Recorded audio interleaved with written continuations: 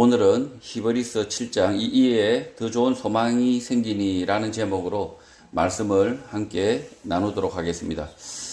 어떤 분이 성경을 한 번이라도 읽은 사람을 교회의 집사, 장로, 권사로 임명해야 한다고 합니다. 성경을 한 번도 안 읽는 것보다 나을 수는 있지만 그것이 성도의 기준이 될 수 없습니다. 히브리서 저자는 이 소망을 가지고 있는 사람, 영혼의 닷을 소유한 사람들이라고 말합니다. 이 소망은 예수 그리스도의 구주 되심, 구원자 되심, 진리 되심을 믿는 사람들입니다.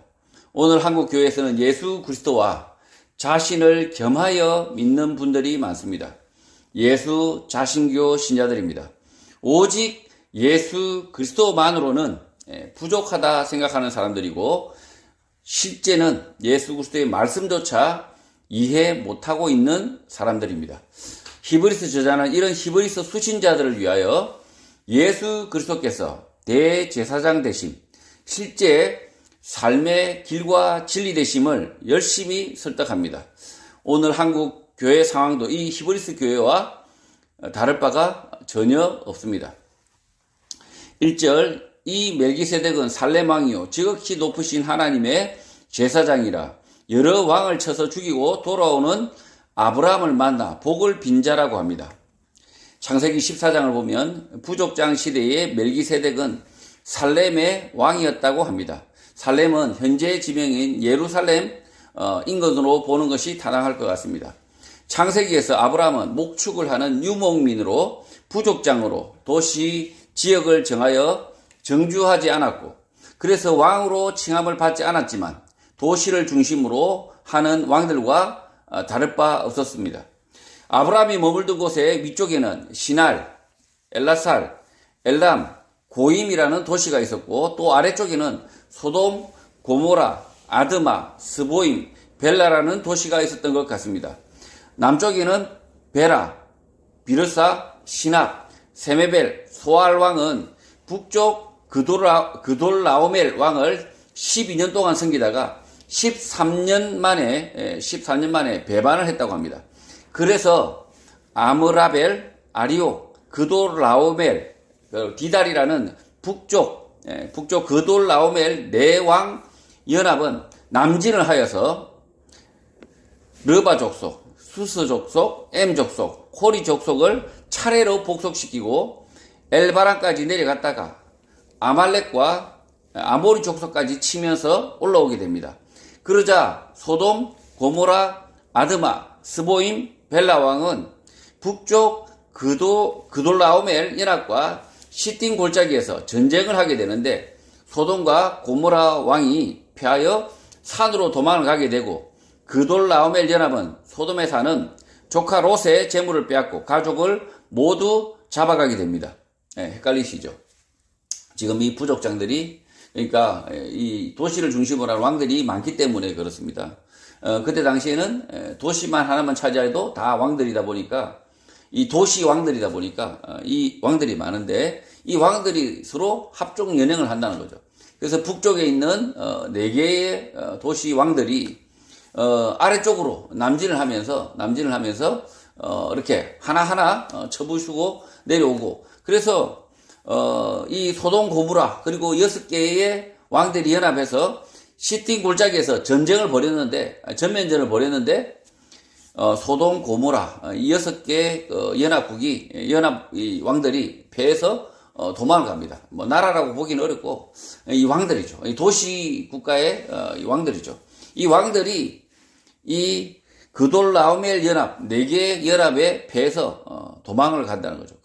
그러는 와중에 그 소돔성에 살고 있던 이 조카 롯의 이 재물과 그 다음에 그 재산과 그 가족까지 친인척까지 아브라함의 친척이죠. 다 잡혀가서 노예로 살게 된 것입니다. 아브라함이 이 소식을 듣고 자신의 가병 318명과 아넬, 에스골, 마므레 족속을 이끌고 단까지 추격하며 전쟁을 치르게 됩니다. 아브라함은 자신이 거주하는 이 마므레를 지나 이동하는 그돌라오멜 연합군과 즉각적으로 전쟁을 하지 않고 단까지 180km 넘는 긴 거리를 추격을 하면서 기습 공격할 기회를 엿보게 됩니다. 바로 공격하지 않고 쫓아만 갔다는 거죠. 단까지 끈질기게 추격하던 아브라함은 그돌라오멜 연합군이 긴장을 풀고 잠들었을 밤에 자신의 가신들을 나누어 기습 공격을 하고 다메섹 왼편 호바까지 쫓아가 빼앗겼던 재물과 자신의 조카 롯, 부녀, 친척들을 모두 찾아오게 됩니다. 아브라함이 자신의 가변과 마므레 족속 군대에 대한 자만감으로 대낮에 자신이 거주하던 이 마므레에서 그돌라오멜 연합군과 전쟁을 치렀다면, 대낮에 전면전을 치렀다면 패배하여 조카 롯과 함께 끌려갔을 수 있습니다. 그러나 아브라함은 그렇게 하지 않았습니다.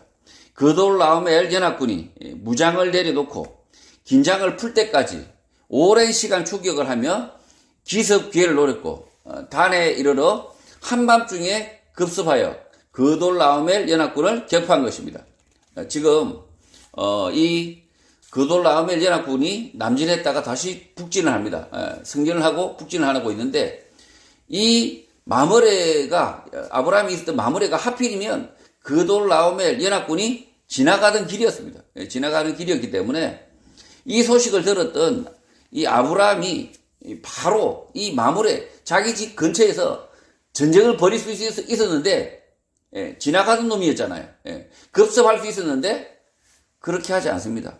그렇게 하지 않고 200km, 지금 180km죠. 거의 뭐 여기서 대전까지죠. 대전까지 추격을 한다는 거죠. 계속 따라만 간다는 거, 따라만. 전쟁을 벌이지 않고만 따라만 간다. 그들이 방심할 때까지, 그들이 무장을 내려놓을 때까지 졸졸졸졸 몰래 따라갔다가 단에서 처부수게 되죠. 그래서 아브라함이 승리를 쟁취합니다. 아브라함은 318명, 가병이 318명이고, 그리고 이 마므레 족속, 뭐 이런 한 3개의 족속, 그래봤자 훨씬 더 이 그돌라오멜 연합군보다 훨씬 작았을 건데, 훨씬 작은 인원으로 그 내왕의 그 군대를 완전히 격파해 버립니다. 그렇게 격파한 이유가 결국은 이 아브라함이 이렇게 섣불리 공격하지 않았다는 거죠. 섣불리 공격하지 않고 자신들이 가장 유리할 때, 자신들이 가장 유리할 때 밤중에 기습을 해서 승리를 얻습니다. 지도를 참조하시면 되고요. 그돌라오멜 연합군을 단까지 추격하여 급습하여 여러 왕을 죽이고 돌아오는 아브라함을 소도망이 사회 골짜기 왕의 골짜기까지 나와 영접을 하고 살렘 왕 멜기세덱이 떡과 포도주를 가지고 아브라함을 축복하게 됩니다. 멜기세덱은 살렘 왕인 동시에 하나님께 제사를 지내던 제사장이었는데 내 왕을 죽인 아브라함에게 하나님이 함께 하셨다라는 확신을 했고 그래서 축복을 했던 것 같습니다.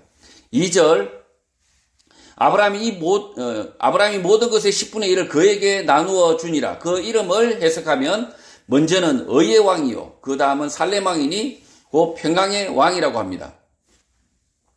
아브라함은 전쟁을 통하여 빼앗은 전리품 가운데 10분의 1을 멜기세덱에게 나눠줍니다. 아브라함이 전리품 10분의 1을 멜기세덱에게 나눠준 이유는 여러 가지로 추측할 수 있는데 첫 번째, 그돌라오멜 연합군이 전리품과 전쟁 포로를 이끌고 예루살렘을 통과할 때 아브라함이 적극적인 공격을 하지 말고 추격하면서 기회를 엿보다가 기습 공격을 하면 하나님께서 승리를 주실 것이다 라고 조언한 사람, 고마운 사람일 수 있다는 거죠.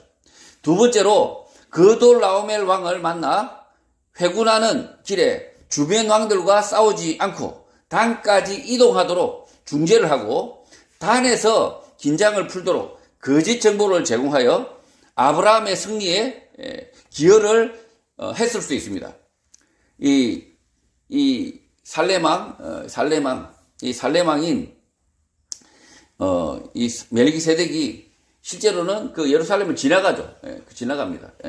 그돌라오멜 연합군이 지나가기 때문에 살렘 왕이 그돌라오멜을 마주쳤을 수 있다는 거죠. 그래서 이 그돌라오멜과 멜기세덱이 만나서 이 지역을 지나갈 때 예루살렘을 그냥 지나가라.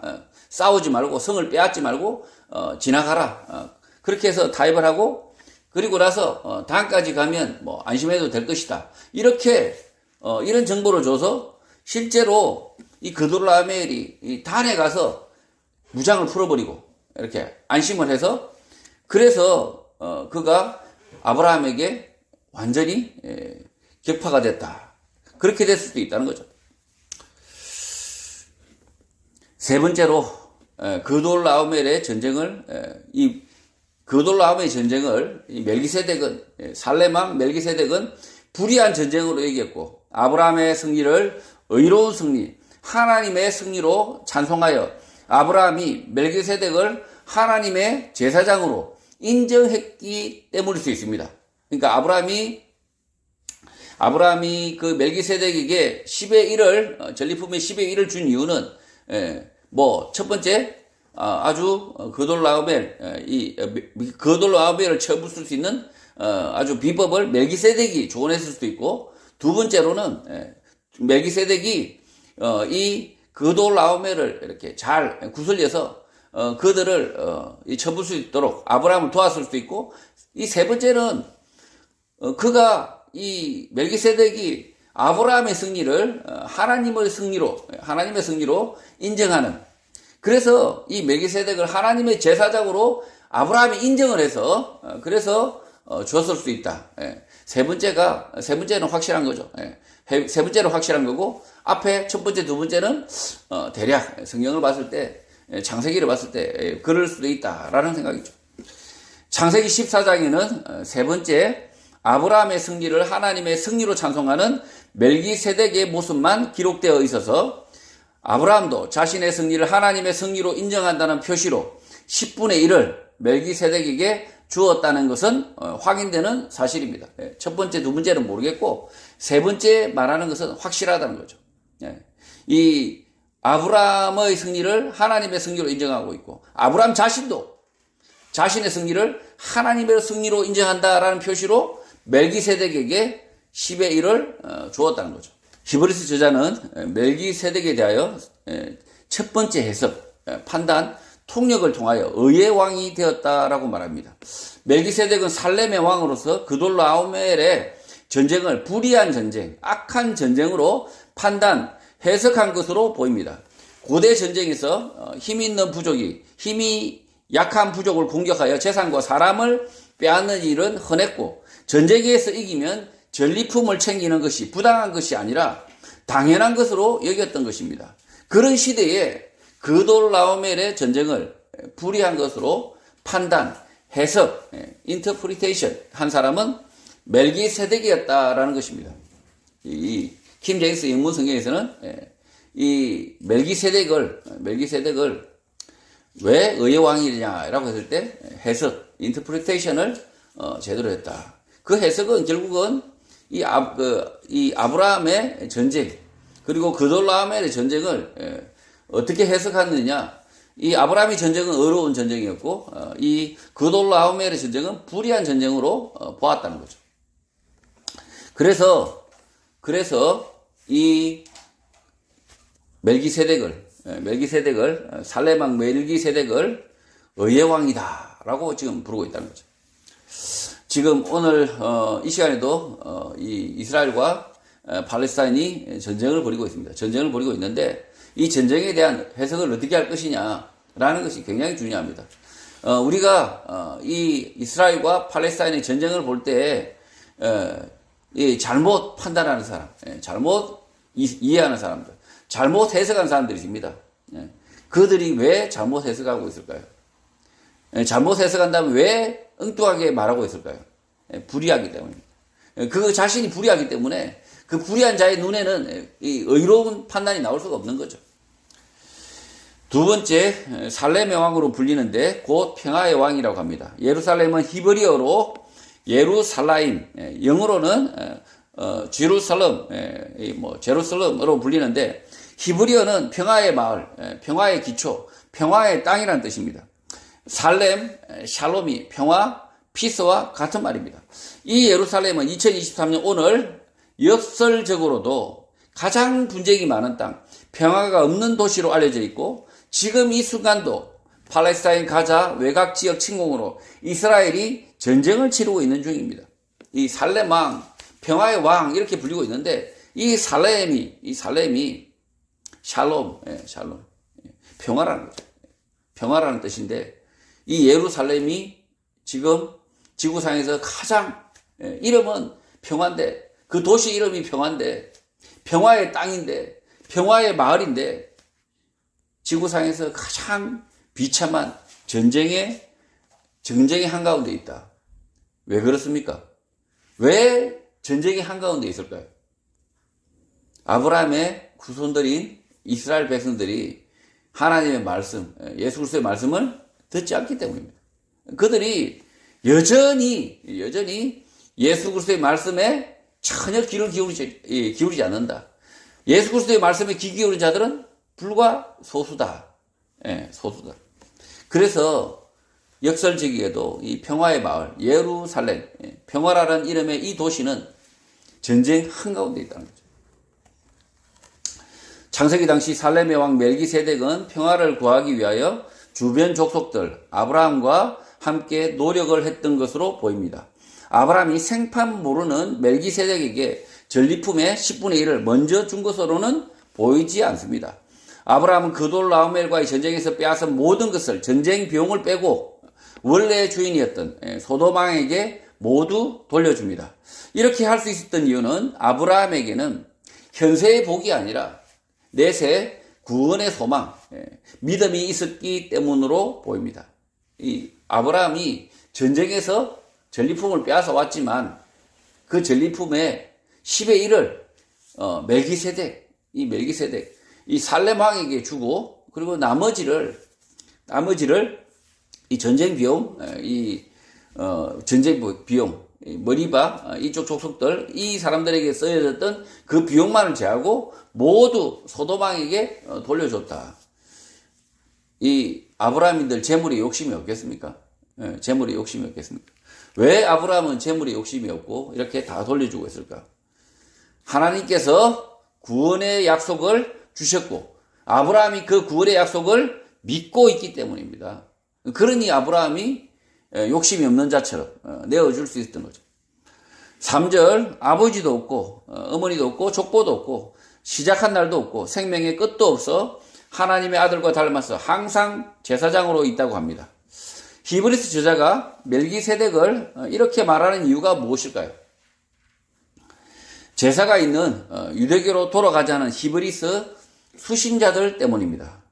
창세기에 멜기세덱에 대해서 자세하게 기록하고 있지 않지만 아버지 없고 어머니 없고 족보 없고 시작한 날도 없고 생명도 끝도 없는 사람은 없습니다.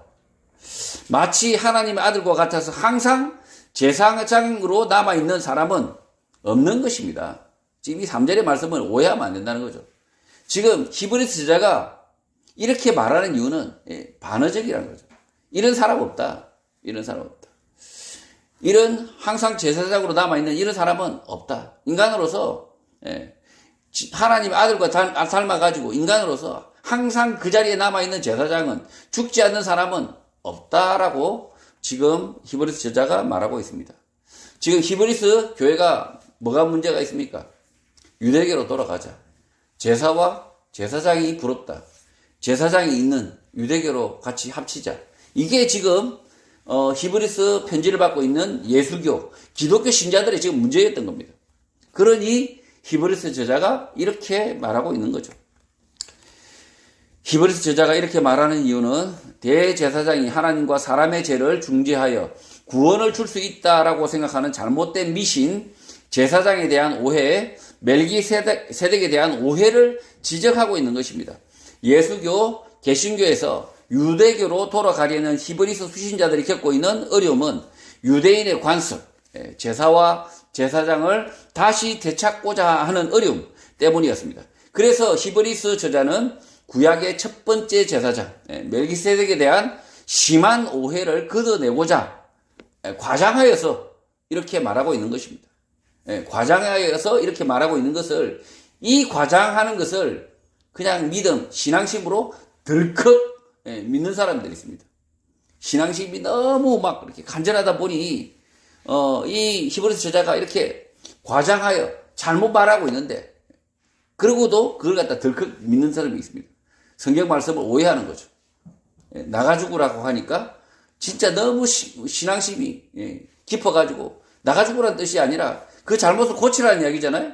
근데 진짜 신앙심이 깊어가지고 문자 그대로 나가서 죽으셨습니다, 이러면 되겠습니까?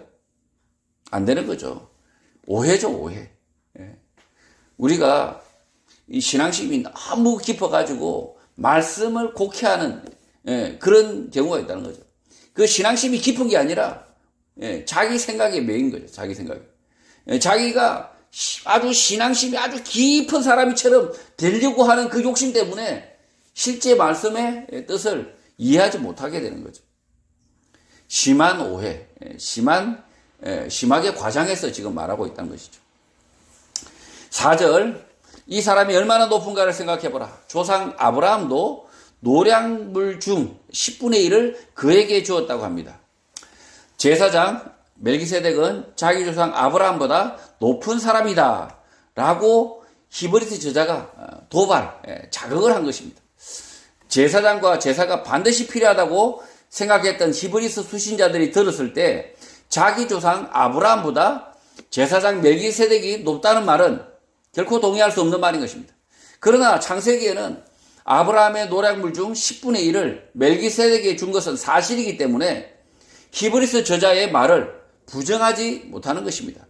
히브리서 저자는 믿음의 조상 아브라함보다 멜기세덱이 위대한 제사장이다 라고 강조하려는 것이 아니라, 히브리서 수신자들이 더 이상 제사장과 제사에 집착하지 못하도록 조상 아브라함이 가졌던 믿음만으로도 충분하다는 사실을 각성시키고 싶었던 것입니다.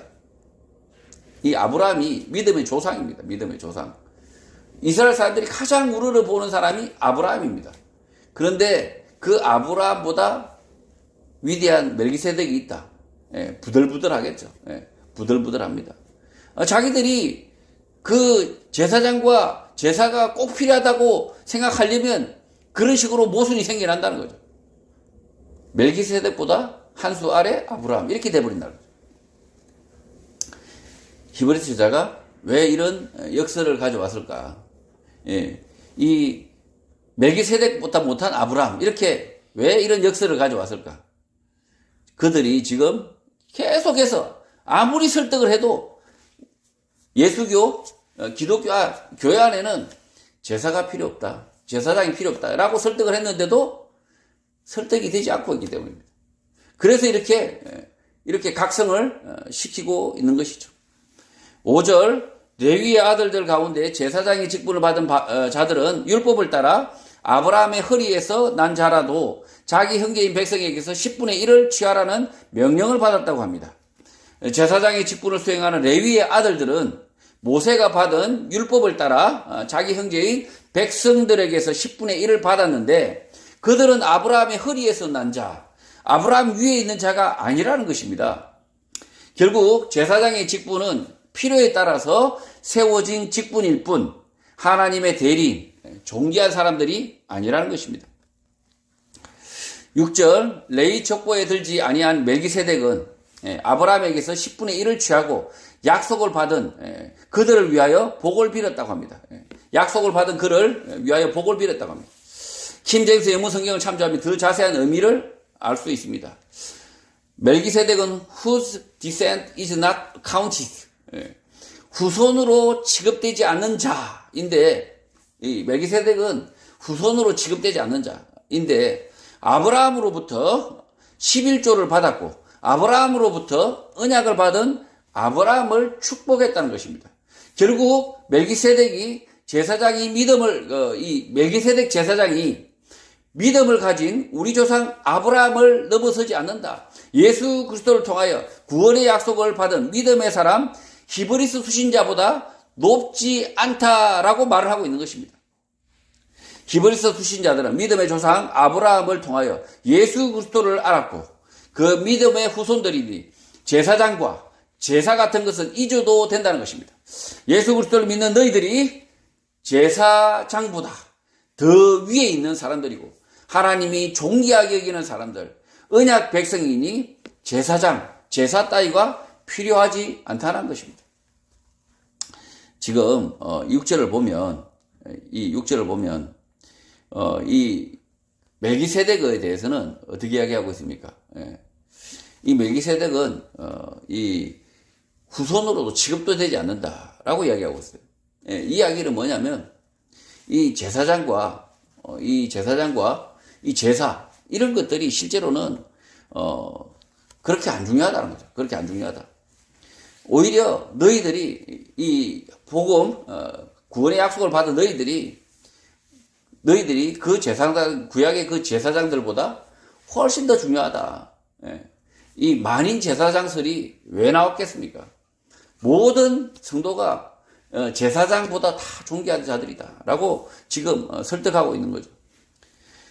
7절 놀라리 여지없이 낮은 자가 높은 자에게서 축복을 받는다고 말합니다. 킹제임스 영문 성경을 보면 the less와 the better가 나옵니다.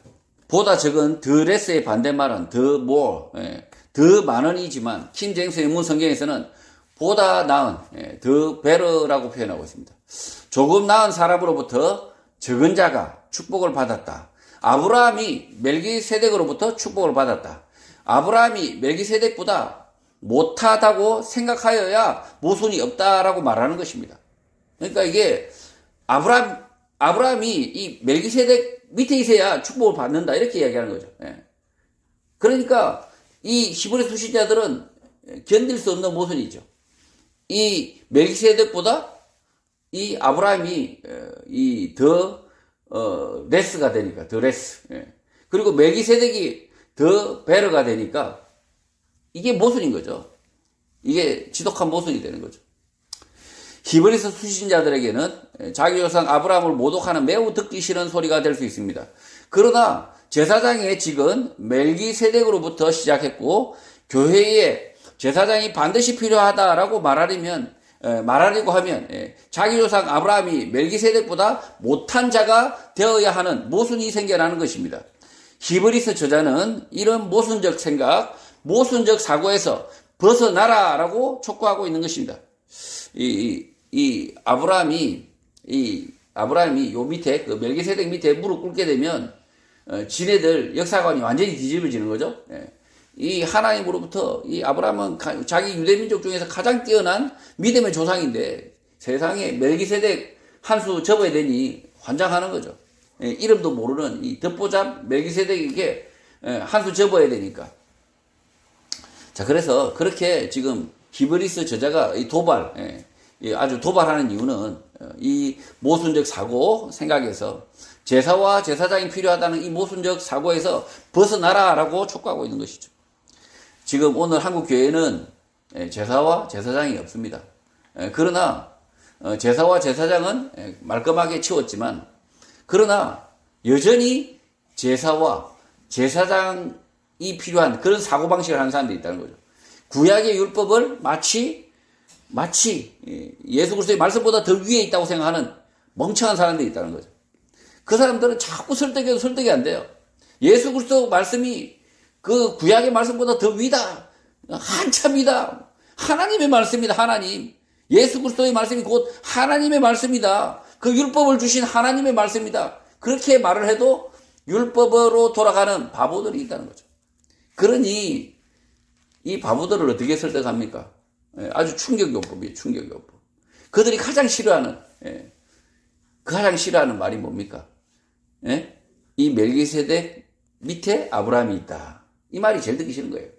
자기 조상 아브라함이 멜기세덱 밑이다. 이게 진짜 듣기 싫었던 거죠. 그렇게 말하니까 알아듣는 사람이 나올 수 있는 가능성이 커진 거죠. 8절 또 여기는 죽을 자들이 10분의 1을 받으나 저기는 산다고 증거를 얻은 자가 받았다고 합니다.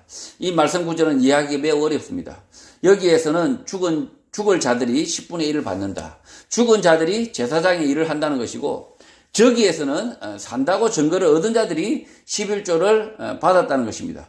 이 말씀을 이해하려면 여기는 어디이고 저기는 어디인지 구분을 해야 됩니다. 이 8절 말씀 이해하려면 여기 나오고 저기 나오니까 여기가 어딘지 저기가 어딘지 명확하게 알아야 된다는 거죠. 자, 여기는 아브라함이 멜기세덱에게 11조를 바쳤던 사회 골짜기, 왕의 골짜기입니다. 여기는 죽은 자 멜기세덱이 아브라함으로부터 11조를 받았고, 저기는 이스라엘 예루살렘으로서 구원의 약속을 받은 레위 자손이 제사장이 되어 같은 약속을 받은 이스라엘 백성들로부터 11조를 받았다는 것입니다. 여기는 아브라함과 멜기세덱이고 저기는 레위 자손 제사장과 이스라엘 백성입니다. 구원의 약속, 산다는 증거를 얻은 자들이 죽은 멜기세덱을 따라 11조를 받는다고 말하는 것은 엉터리라는 것입니다. 11조와 제사장은 하나님께서 모세를 통하여 율법으로 정한 것이고 필요에 따라 정한 것으로 필요가 없으면 11조 제사장직은 폐기된다는 것을 말하고 있는 것입니다. 11조와 제사장직이 영원한 것이 아니라 필요가 없으면 폐기할 수 있다라고 얘기하는 거죠. 예수교, 개신교는 유대교와 달리 양을 잡는 제사를 지내지 않고 제사장도 없습니다. 없는 게 당연한데 예수 그리스도를 통하여 직접 제사함을 얻고 구원을 얻었기 때문입니다. 이런 사실을 히브리서 저자가 히브리서 수신자 유대인들을 설득하기 위하여 아브라함, 멜기세덱, 레위 지파 제사장, 11조 등의 예로 설득을 하고 있는 것입니다. 9절 또한 10분의 1을 받은 레위도 아브라함으로 말미암아 10분의 1을 바쳤다고 할 수 있다고 합니다. 이 말씀의 의미는 킹 제임스 영문 성경을 참조하면 잘 알 수 있습니다. 아브라함 때문에 11조를 반드시 바쳐야 한다고 말하면 이렇게도 말할 수 있다라고 히브리서 저자가 말합니다. 그러니까 아브라함 때문에 11조를 반드시 바쳐야 한다라고 주장을 한다면 이렇게도 말할 수 있다. 히브리서 저자가 이렇게 말할게 라고 이야기하는 거죠.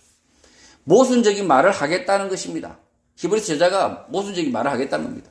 레위 지파 제사장들도 아브라함 안에 있다면 11조를 해야 한다. 11조를 받지 말고 11조를 하라고 말하는 것입니다. 제사가 반드시 필요하다. 제사장이 반드시 이 제사가 반드시 필요하고 제사장이 반드시 필요하다. 11조를 레위 지파에게 바쳐야 한다라고 생각한다면 레위도 아브라함 때문에 11조를 하는 사람이 되어야 한다는 것입니다. 아브라함이 멜기세덱에게 바친 11조가 제사장에게 11조를 바쳐야 할 근거라면 레위 지파 제사장이 11조 받지 말고 11조를 하는 사람이 되어야 한다라고 말하는 것입니다. 그러나 11조는 하나님이 모세에게 주신 계명, 이스라엘 공동체의 필요 때문에 하나님이 명령하셨기 때문에 하는 것이란 것입니다. 이 레위 지파가 11조를 받는 이유가 아브라함이 멜기세덱에게 바친 11조가 때문에 반드시 해야 된다라고 생각한다면 그러면 이 레위 지파, 이 제사장들도 11조 받지 말고 11조 하는 사람이 되어야 된다. 이렇게 지금 이야기하고 있는 거죠. 그러면 이 제사장 제도가 다 붕괴가 되는 거죠. 이 레위 지파가 제사장을 이렇게 지금까지 계속 해왔는데 그 레위 지파도 11조 받지 말고 너희들도 11조 하는 사람이 되어야 된다. 이렇게 주장하니 그러니 모순이 생기는 거죠. 와장창 무너지는 거죠. 전제가 완전히 무너지는 거죠. 아브라함 때문에 11조는 반드시 해야 된다. 이런 전제가 있으면 레위도 해라. 이렇게 얘기하니까 황당한 거죠. 오늘날 11조의 의미는 분명합니다. 예수 그리스도의 말씀을 지키는 일을 하라는 것입니다. 예수 그리스도의 그 말씀을 지키는 일, 하는 것이 11조라는 거죠. 예수 그리스도의 말씀을 성취하는 그 일에 몸과 마음을 쏟으라는 것입니다. 그것이 답니다. 그것이 답니다. 반드시 월급의 10분의 1을 꼬박꼬박 내라는 의미가 아니라 예수 그리스도의 말씀을 성취하는 삶을 살라는 것입니다. 어떤 사람은 이 11조 문제로 교회에 교회에 출석할 수 없다. 이렇게 생각하는 사람이 있습니다. 구원받지 못할 사람이죠, 사실은. 구원받지 못할 사람. 11조보다 인생을 드려야 되는 거 아닙니까? 예수 그리스도 앞에 11조가 아니라 자기 인생을 드려야 하는 게 이 복음을 이해하는 바른 자세죠. 자기 인생을 드려야 되는데 그깟 11조가 뭐라고. 그래서 꼬박꼬박 그 10분의 1을 떼어놓는 것이 아깝다 이렇게 생각하는 사람이 있습니다. 꼬박꼬박 10분의 1을 교회에 바치는 것이 아깝다. 뭐 두 가지 의미가 있을 수 있죠. 하나는 첫 번째가 꼬박꼬박 바치는데 교회가 엉터리일 수 있죠. 그러니까 아까울 수도 있고. 또 하나는 그냥 돈이 아까운 거죠. 돈이 아까운 거. 그러나 진정한 그리스도인이라면 자기의 인생과 자기의 삶과 자신의 모든 것을 예수 그리스도의 말씀을 성취하는 그 삶을 사는 것이 11조의 삶이라는 거죠. 10절, 이는 멜기세덱이 아브라함을 만날 때에 레위는 이미 자기 조상의 허리에 있었다고 말합니다. 모순이라는 거죠, 모순. 이 멜기세덱이 아브라함을 만날 때에 이 아브라함 옆구리에 레위가 있었다. 이게 말이 되는 소리입니까? 말이 안 되는 소리라고요. 아브라함이 멜기세덱을 만날 때 레위가 아브라함의 허리에 있다라는 말은 거짓말, 모순이라는 것입니다. 이 말씀을 액면 그대로 받아들이면 아브라함이 멜기세덱을 만날 때 아브라함의 허리에 레위가 있었다라고 말하게 되고, 이 레위만 있었느냐? 르우벤, 시므온, 유다, 이사갈, 스불론, 갓, 아셀, 요셉, 베냐민, 단까지 야곱의 12형제가 다 이 아브라함의 허리에 있었다라고 말해야 하는 것입니다. 히브리서 저자가 이렇게 말이 안 되는 소리를 하고 있는 이유는 제사와 제사장이 예수교, 기독교, 교회 안에서는 필요 없다라는 것을 강조하여 말하고 있는 것입니다.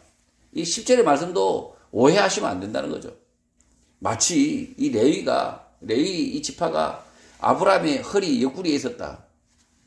그러면 레위만 옆구리에 있었겠습니까? 왜 그렇게 기록하지 않았습니까? 르우벤 어디 갔고, 시므온 어디 갔고, 그 형제 유다, 이사갈, 스불론, 갓, 아셀, 요셉, 베냐민, 단 다 어디 빼먹었습니까? 자, 이 10절을 이해하는 데 있어서 이거는 터무니없는 소리를 하고 있는 거죠. 터무니없는 소리 하는 이유는 히브리서 이 수신자들이 제사는 그래도 필요해 라고 말하면 그 말 자체가 터무니없다는 거죠. 11절, 레위 계통의 제사 직분으로 말미암아 온전함을 얻을 수 있었으면 백성이 그 아래서 율법을 받았으니 어찌하여 아론의 반차를 따르지 않고 멜기세덱의 반차를 따르는 다른 한 제사장을 세울 필요가 있느냐라고 묻습니다. 이 말씀은 시편 110편 4절의 말씀을 인용하여 한 말입니다. 시편 110편은 예수 그리스도 메시아 구원자를 다윗이 예언하고 있는데 아론의 반차를 따르지 않는 멜기세덱의 반차를 따르는 다른 한 제사장이 필요하다. 그가 예수 그리스도 메시아다라고 다윗이 예언을 한 것입니다. 시편 110편 4절입니다. 여호와는 맹세하고 변하지 아니하시리라. 이러시기를 너는 멜기세덱의 서열을 따라 영원한 제사장이라 하셨도다. 레위 계통의 제사 직분으로는 온전함을 얻을 수 없다. 그래서 다윗조차 아론의 반차를 따르지 않는 멜기세덱의 반차를 따르는 한 제사장이 오신다라고 말하고 있는 것입니다. 멜기세덱의 반차를 따른다는 말은 멜기세덱의 뒤를 잇는다는 말이 아니고, 멜기세덱 뒤를 따른다는 말이 아니고, 사람과 하나님의 사이에서 죄의 문제를 해결하기 위하여 기존 제사장과 전혀 다른 새로운 제사장, 영원한 제사장, 예수 그리스도를 세우신다는 것입니다. 멜기세덱의 반차를 따른다라고 했을 때 그 멜기세덱의 반차는 없단 말이에요, 없단 말이에요. 줄이 없어요, 줄이. 멜기세덱 외에는 줄이 없어. 그러니까 전혀 다른, 전혀 새로운 줄을 따라서, 그러니까 예수 그리스도는 예수 그리스도의 제사장직은 그 누구의 줄을 선 것도 아닌 전혀 새로운 제사장, 영원한 제사장, 그 예수 그리스도께서 대제사장으로, 영원한 제사장으로 오셨다라는 것입니다. 12절, 제사 직분이 바꾸어졌은즉 율법도 반드시 바꾸어진다고 말합니다. 예수 그리스도께서 영원한 제사장이 되시기 때문에 레위 지파를 중심으로 하는 제사가 필요 없다. 모세에게 주신 율법은 이제 무효되었다. 바뀌었다라고 히브리서 저자가 말하고 있는 것입니다. 이 구약의 율법은 이제 무효다. 왜 무효입니까? 그 율법을 주신 하나님께서 오셨잖아요. 예수 그리스도 하나님의 아들이 오셨잖아요. 근데 계속 그 옛날에 주신 종이 쪼가리 끄집어내면서 계속 따지면 되겠습니까? 그 정신 나간 거죠.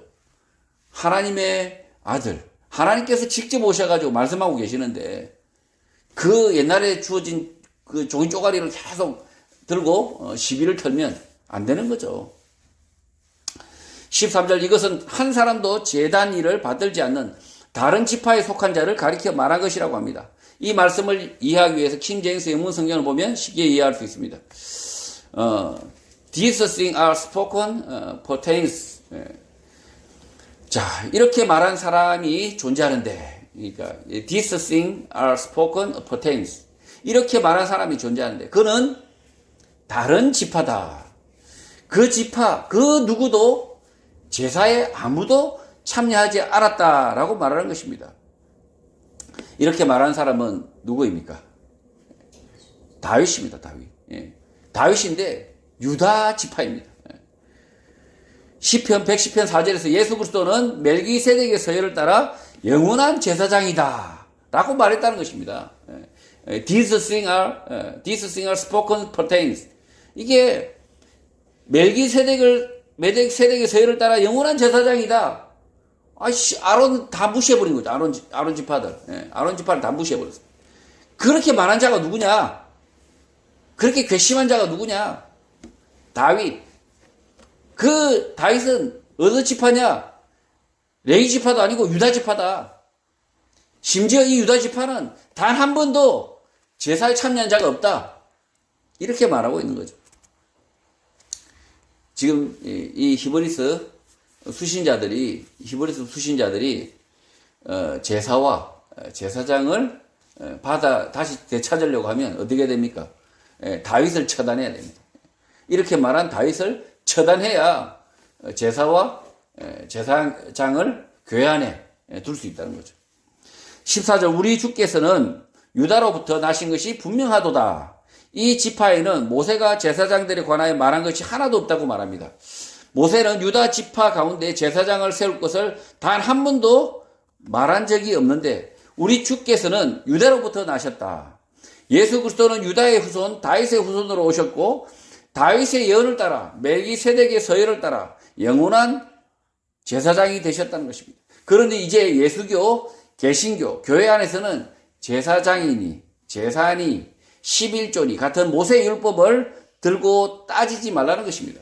모세의 율법이 아니라 예수 그리스도의 말씀, 영원한 대제사장의 말을 들으라는 것입니다.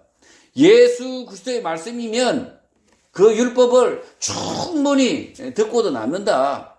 예수 그리스도의 말씀이 온전하다라고 이야기하고 있는 거죠. 오늘 한국교회에서는 아직도 구약의 율법으로 얽어매는 사람들이 있습니다. 예수 그리스도의 말씀이 아니라 엉뚱하게 모세의 율법을 앞세우는 자들이 있습니다. 예수교 신자들이 아니라 유대교 신자들입니다. 모세의 율법을 따라 11조로 해야 한다고 우긴다면 유대교인들이고 예수 그리스도의 명령을 따라 교회는 진리를 지키기 위해서 서로 사랑하여 돕고 섬기는 것이고 필요에 따라 헌금을 하는 것입니다. 예수 그리스도의 말씀을 성취하기 위하여 필요에 따라 십시일반 서로 협력하는 것, 그것이 헌금일 수 있다는 것입니다. 율법에 따라 하는 헌금은 유대교, 예수님의 말씀 진리를 성취하기 위하여 필요에 따라 믿음을 쫓아내는 헌금은 예수교인 것입니다. 헌금의 성격만 보면 저 사람들은 유대교구나, 저 사람들은 예수교구나 알 수 있다는 거죠. 헌금을 하는 이 뭐죠? 본세만 봐도 저 사람들은 유대교구나, 율법교구나, 이 사람들은 예수교구나 알 수 있다는 거죠. 15절 멜기세덱과 같은 별다른 한 제사장이 일어난 것을 보니 더욱 분명하다고 말합니다. 다윗의 예언을 쫓아서 레위 지파 서열이 아니라 멜기세덱과 같은 전혀 다른 한 제사장 예수 그리스도께서 일어났으니 더욱 분명하다. 제사장 따위는 필요 없다. 모세의 율법은 이미 무효되었다. 변경되었다라는 것이 확실하다는 것입니다. 16절 그는 육신에 속한 한 계명의 법을 따르지 아니하고 오직 불멸의 생명의 능력을 따라 되었다고 합니다. 히브리서 저자는 예수 그리스도는 육신에 속한 계명의 법을 따르지 않고 영원한 생명의 능력을 따른다고 말하는 것입니다. 히브리서 수신자 가운데 교회 안에 제사장이 있었으면 좋겠다라고 생각하는 이유가 뭐겠습니까? 예수교의 신자들도 유대교 신자들, 동족들과 함께 어울리겠다, 편하게 지내겠다, 국민 통합을 이루겠다라는 인간적 발상을 하고 있기 때문입니다. 예수님의 말씀과 유대교의 통합을 추구하는 나름 진취적인 사람들, 사랑이 많은 사람들인데 히브리서 저자는 구원 얻기 힘든 사람들, 이단들이라고 말하는 것입니다. 이 유대교와 예수교를 짬뽕시키려고 하는 사람들, 이 국민 통합을 이루려고 하는 사람들, 이 사람들을 히브리서 저자는 뭐라고 이야기합니까? 구원 얻기 틀린 사람들, 이단들이라는 거죠. 가나안에 들어간 이스라엘 사람들도 마찬가지였습니다. 야훼와 바알을 함께 섬긴 이유는 이웃을 사랑하기 위해서, 잘 지내기 위해서였고, 바알을 통해서 비가 온다. 바알이 풍요를 가져다 준다는 믿음이 대충 맞는 것처럼 보여서입니다.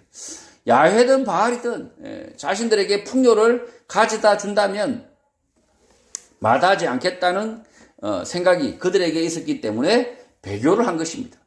이게 이웃을 사랑한다는 것이 오히려 이웃과 잘 지낸다는 것이 뭔 짓을 하는 것입니까? 이게 배교를 하는 것이란 배교. 배교를 한 짓이다. 대자 대비하다 보니까 부처의 가르침을 따라가 버렸다는 거죠. 대자 대비하다 보니까.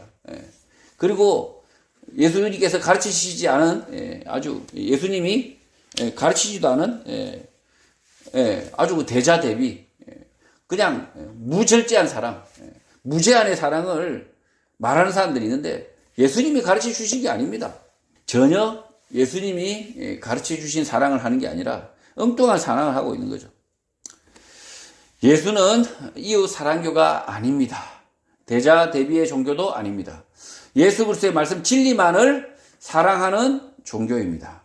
예수님의 사랑은 악한 제사장과 바리새인을 위한 사랑이 아니라 죄인된 사람을 구원하시기 위한 하나님의 계획, 진리를 쫓아서 십자가를 지신 사랑입니다.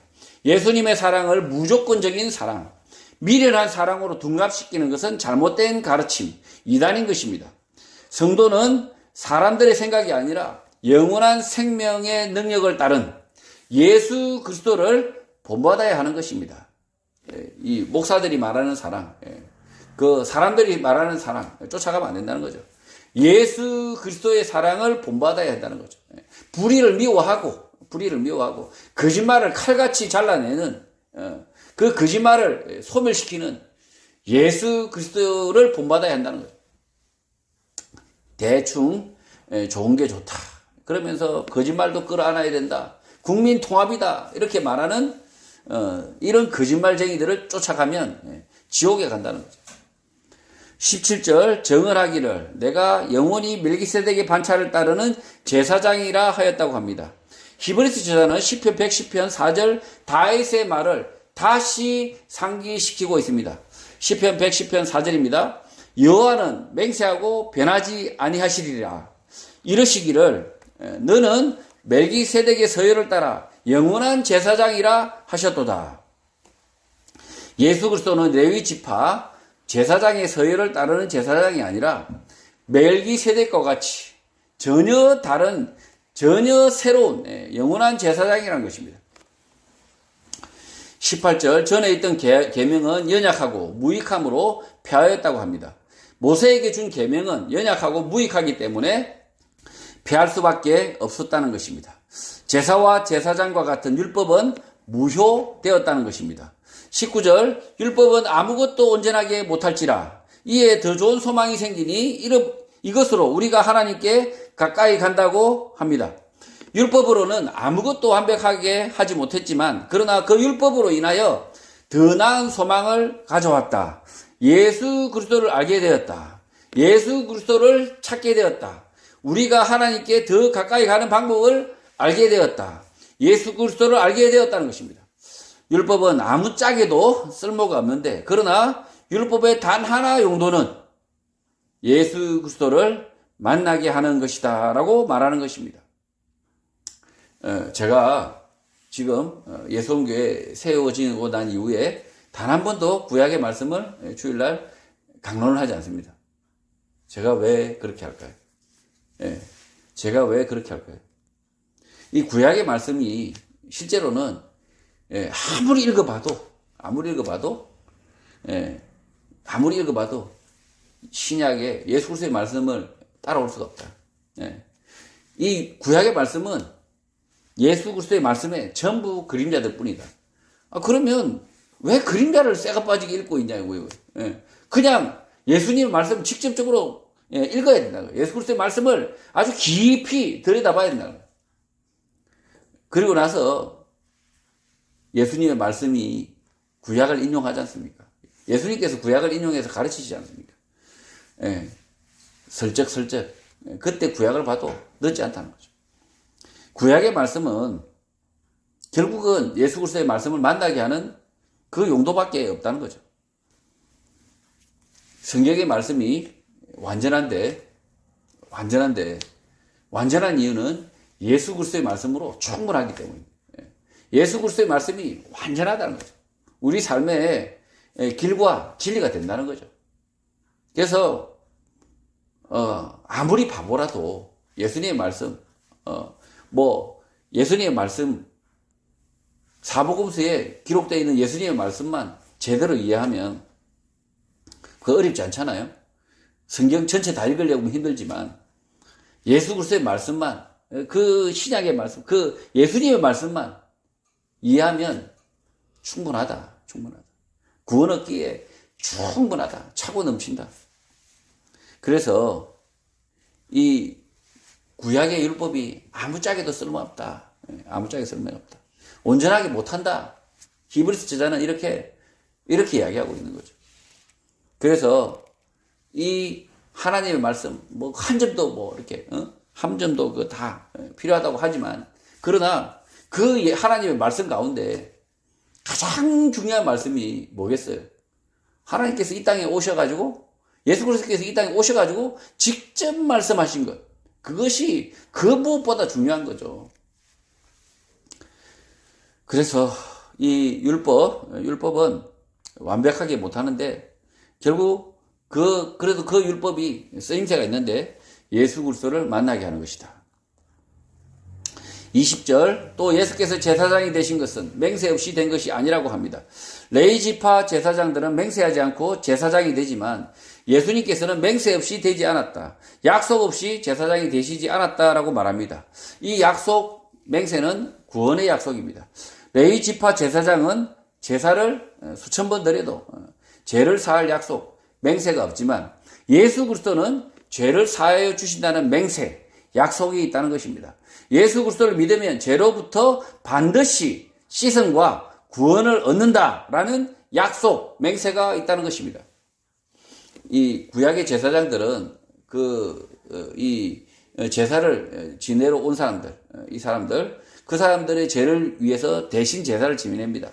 그러나 이 대신 제사를 지내지만 이 제사를 지내면 반드시 죄가 사해진다라는 이 맹세, 약속이 있었습니까? 하나님께서 그렇게 약속하셨습니까? 제사만 지내면 100% 죄가 사해진다라고 하나님께서 그런 약속을 주셨습니까? 안 주셨습니다. 예수 그리스도의 그림자였어요. 이 제사는 실제로는 예수 그리스도의 십자가의 죽으심의 그림자였다는 거예요. 그러니 맹세, 약속이 있는 제사는 뭡니까? 예수 그리스도밖에 없다는 거죠. 제시씀은 예수를 믿기만 하면 된다라고 말합니다. 단순히 믿기만 하면 될까요? 아니면 오직 예수 그리스도만을 믿어야 할까요? 제시씀을 받으려고 하면 예수를 믿기만 하면 된다라고 말하잖아요. 그러니까 단순히 믿기만 하면 될까요? 아니면 오직 예수 그리스도만을 믿어야 할까요? 이렇게 말하면 후자죠. 후자입니다. 단순히 믿기만 하면 구원, 제시씀 못 받습니다. 단순히 믿기만 한다. 이거는 아니라는 거죠. 오직 예수 그리스도만을 믿어야 제시씀을 받을 수 있다. 모든 것을 버리고 오직 예수 그리스도의 말씀만을 믿고 그 말씀만을 순종해야 제시씀과 구원이 있는 것입니다. 구치소나 교도소에서 복음을 듣고 예수를 믿는 사람들이 있습니다. 이 사람들이 모두 개과천선을 했을까요? 고칠 개, 지날 과, 옮길 천, 선할 선, 개과천선을 할 수 있을까요? 교도소에서 나온 분들 대부분이 개과천선을 못합니다. 못하는 이유는 오직 예수 그리스도의 말씀만을 믿지 않고 오직 예수 그리스도만이 구원의 길, 인생의 길이라고 믿지 않기 때문입니다. 내 생각도 맞고 다른 사람의 말도 맞고 예수님의 말씀도 옳은 것 중에 하나라고 믿기 때문입니다. 이런 사람들은 개과천선은 불가능합니다.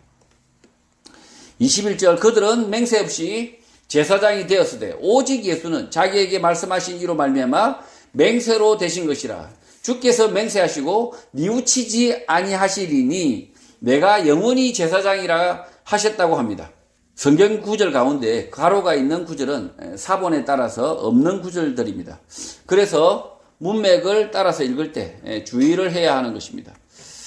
레위 지파를 쫓아서 된 제사장들은 죄 씻음에 대한 약속, 맹세가 없지만 오직 예수는 자기에게 말씀하시니 하나님으로 말미암아 죄 씻음의 약속, 맹세를 우리에게 주셨는데 주께서는 죄 씻음의 약속, 맹세를 후회하지 않으신다, 취소하지 않으신다라고 말합니다.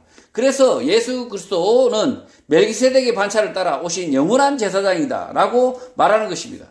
예수 그리스도께서 영원하지 않으면 죄 씻음의 약속, 맹세도 지켜지지 못하는 것입니다.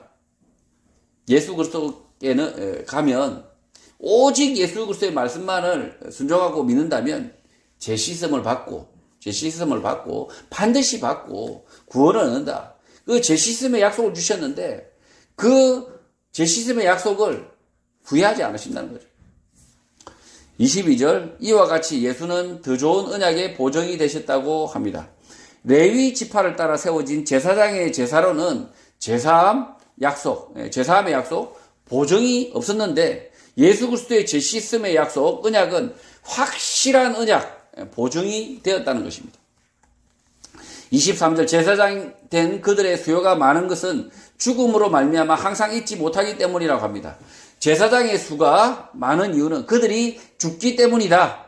죽음을 이기지 못하기 때문에 항상 존재할 수 없기 때문에 그 수가 많다는 것입니다. 죽고 또 사는 사람이 제사장하고 죽고 또 사는 사람이 제사장하고 그래서 수가 많다는 거죠. 유대교의 많은 수의 제사장을 예수교, 교회가 부러워할 필요가 없다는 것입니다.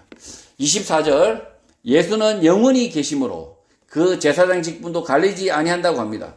죽음을 견디지 못하는 제사장은 계속 갈리지만 예수는 영원하시기 때문에 제사장 직분도 바뀌지 않는다. 영원한 제사장 한 분이면 족하다는 것입니다. 25절 그러므로 자기를 힘입어 하나님께 나아가는 자들을 온전히 구원하실 수 있으니 이는 그가 항상 살아 계셔서 그들을 위하여 간구하심이라고 합니다. 예수 그리스도는 그들을 위하여 간구하다, 간섭하다, 개입하시고 있기 때문에 그들의 삶 가운데 개입하시는 것을 늘 보기 때문에 항상 살아 계신다는 것을 알 수 있고 그래서 자기를 힘입어 하나님께 나아가는 자들을 온전히 구원하실 수 있다라고 확신하는 것입니다.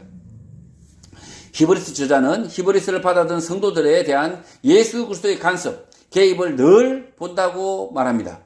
예수님의 살아계심, 일하심을 히브리서 교회 성도들을 통하여 보고 있다고 말하는 것입니다. 우리들을 통하여 누군가가 예수 그리스도의 일하심, 살아계심을 지켜볼 수 있도록 해야 합니다. 우리가 예수 그리스도의 말씀대로 살려고 할 때 그때 예수님께서 일하실 것이고 그것을 지켜본 사람은 예수 그리스도의 살아계심을 확신할 것입니다. 쓸데없이 예수 그리스도의 얼굴을 찾아 헤매지 말고 예수님의 말씀을 따라 말과 행동, 실천을 하면 그 일 가운데 예수님의 살아계심, 예수님의 간섭, 예수님의 일하심을 보게 되는 것입니다. 엉뚱하게 병고침을 받았다, 방언받았다, 사기치는 사람들을 통해서는 예수님의 살아계심, 간섭, 일하심을 절대 보지 못하는 것입니다. 26절 이러한 대제사장은 우리에게 합당하니 거룩하고 악이 없고 더러움이 없고 죄인에게서 떠나 계시고 하늘보다 높이 되신이라고 합니다. 예수 그리스도는 거룩하고 해가 되지 않고 더러움이 없고 죄인들과 함께 하지 않으시고 하늘보다 높이 되신 대제사장인데 히브리서 수신자들, 성도들에게 우리에게 오셨다는 것입니다. 우리가 잘나서가 아니라 우리가 죄인이 아니어서가 아니라 예수 그리스도를 주로 믿는 믿음 때문이라는 것입니다. 죄인과 함께 하지 않는 분인데 죄인된 우리에게 찾아오셨다. 그 이유는 예수 그리스도를 믿는 우리들은 반드시 죄 씻음의 약속, 맹세가 지켜지기 때문이라는 것입니다. 예수 그리스도만을 믿는 죄인은 반드시 개과천선을 한다는 것입니다. 반대로 예수 그리스도만을 믿지 않는 죄인은 반드시 도로 죄인으로 사는 것입니다. 이 교회에 왜 도로 죄인들이 많을까요? 네? 교회 안에 가보면 니캉나캉 다 죄인이다 이러고 있습니다. 니캉나캉 우리도 다 별 수 없는 죄인이지. 영원히 죄인으로 살려고 그럽니다. 도로 죄인들이 너무 많죠. 왜 그렇습니까? 예수 그리스도만을 예수 그리스도의 말씀만을 내 생각을 조금이라도 보태면 안 된다는 거죠. 다른 사람의 생각을 따라가도 안 된다는 거죠. 오직 예수 그리스도만이 길과 진리다 믿어야 개과 천선의 길로 갈 수 있다는 거죠. 도로 죄인이 안 된다는 거죠. 27절 그는 저 대제사장들이 먼저 자기 죄를 위하고 다음에 백성의 죄를 위하여 날마다 제사 드리는 것과 같이 할 필요가 없으니 이는 그가 단번에 자기를 드려 이루셨기 때문이라고 합니다. 영원한 대제사장 되신 예수님은 자기 죄를 위하여 제사를 지내고 그 다음에 다시 다른 백성을 위하여 제사를 날마다 드려야 하는 레위 지파 대제사장과 다르다는 것입니다. 단번에 자기를 드려 죄 씻음, 구원의 길을 여신 것입니다. 십자가의 순종으로 예수 그리스도를 믿는 모든 성도들의 죄를 단번에 씻으셨다는 것입니다. 반대로 예수 그리스도를 믿지 않는 자들의 죄는 죄악 그대로 전혀 씻기지 않은 채로 계속 죄 위에 덧칠하며 살게 된다는 것입니다. 과거의 죄 위에 뒤의 죄로 덧칠할 뿐이라는 것입니다. 과거의 잘못을 후회한들 그 죄, 그 잘못 위에 덧칠을 할 뿐 전혀 씻어지지 않는다는 것입니다. 예수 그리스도를 믿지 않는 사람들의 죄를 후회하는 방법.